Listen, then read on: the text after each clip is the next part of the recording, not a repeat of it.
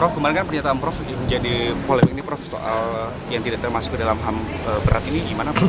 Ya, semuanya nanti kita lihat apa yang direkomendasikan oleh Komnas HAM pada pemerintah.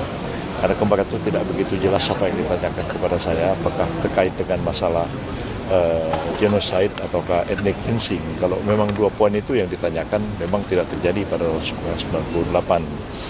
Saya cukup paham terhadap Undang-Undang Pengadilan HAM karena memang saya sendiri yang pada waktu itu mengajukan RUU Pengadilan HAM itu ke DPR dan tentu saya paham hal-hal yang dikategorikan sebagai pelanggaran HAM berat yang diatur di dalam Undang-Undang Pengadilan HAM kita sendiri. Dan tentu pemerintah akan mengkaji semua itu, termasuk juga apa-apa yang sudah diserahkan oleh tim-tim yang dibentuk oleh pemerintah pada waktu-waktu yang lalu, dan juga rekomendasi-rekomendasi yang diberikan oleh Komnas HAM.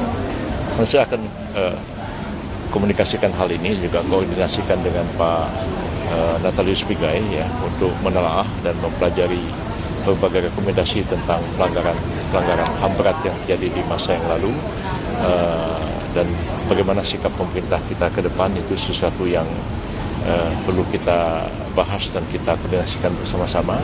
Tapi tentu kita memiliki satu keyakinan yang teguh bahwa pemerintah yang baru di bawah pimpinan Pak Prabowo Subianto ini mempunyai komitmen yang teguh dalam melaksanakan hukum dan keadilan, termasuk juga ke depan kita membangun kehidupan bangsa dan negara kita ini dengan menjunjung tinggi hak-hak asasi manusia, baik yang dirumuskan oleh PBB maupun dalam semua peraturan perundang-undangan maupun dan konstitusi kita sendiri. Seperti mengapa itu ya. Perlu dianalisis lagi, Prof? Karena kan sebelumnya Presiden Jokowi juga sudah menyebutkan bahwa aksi 98 ini sudah termasuk pelanggaran HAM berat nih, Prof.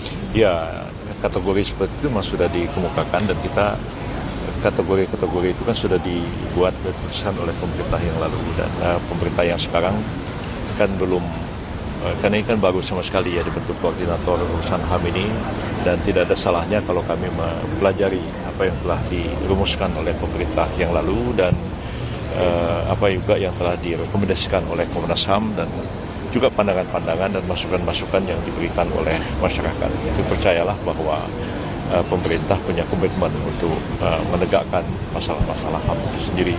Tahun 98 itu saya ada di Jakarta, ada di sini, di tempat ini, dan menyaksikan apa yang sebenarnya terjadi. Dan pada awal-awal itu saya juga menjadi Menteri Kehakiman dan HAM. Jadi cukup mengerti tentang persoalan yang ini dan tentu menjadi concern kita bersama-sama ya. Jadi jangan ada anggapan bahwa kita nggak peduli apa yang terjadi di masa lalu, tetap itu mungkin agak misunderstanding apa yang dikatakan Mbak sampaikan kemarin ya. Terima kasih banyak. Terima kasih banyak, Prof. Saat menangkap, mengumpulkan, dan mengolah peristiwa, menandatangani secara paksa oleh penyidik. kami kerahkan upaya terbaik. Ketika menyampaikan berita serta informasi, kami tak sekadar menyapa. Ada referensi, aspirasi, juga inspirasi yang menjadi misi. Sapa Indonesia di Kompas TV. Independen, terpercaya.